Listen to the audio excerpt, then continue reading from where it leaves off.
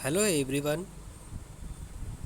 मैं उम्मीद करता हूँ कि आप सभी खैर व आफियत से होंगे। प्यारे बच्चों, आपको ध्यान होगा पिछली वीडियो में हमने चौथी जमात की दरसी किताब इब्तदाई उर्दू के सबक 8 जिसका उन्वान है किसान सबक से इसका कुछ हिस्सा हमने अपनी पिछली वीडियो में मुकम्मल कर लिया था और आज हम इस सबक का जो बचा हुआ हिस्सा है उसको मुकम्मल करेंगे। तो चलिए शुरू करते हैं।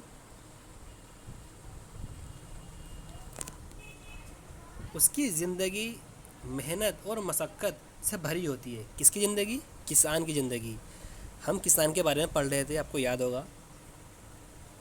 कभी वक्त पर बारिश न होने से इसकी फसलें सूख जाती हैं, कभी अच्छे बीज, खाद और सिंचाई की कमी की वजह से भी फसलों की पैदावार कम हो जाती है।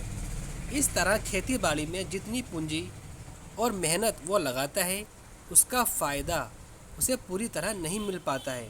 उसे खेती के लिए साहूकारों और मुहाजिरों से कर्ज़ लेना पड़ता है, लेकिन अच्छी पैदावार न होने पर उसे कर्ज़ की अदायगी में दुश्वारी होती है और वह कर्ज़ के बोझ तले दबा चला जाता है।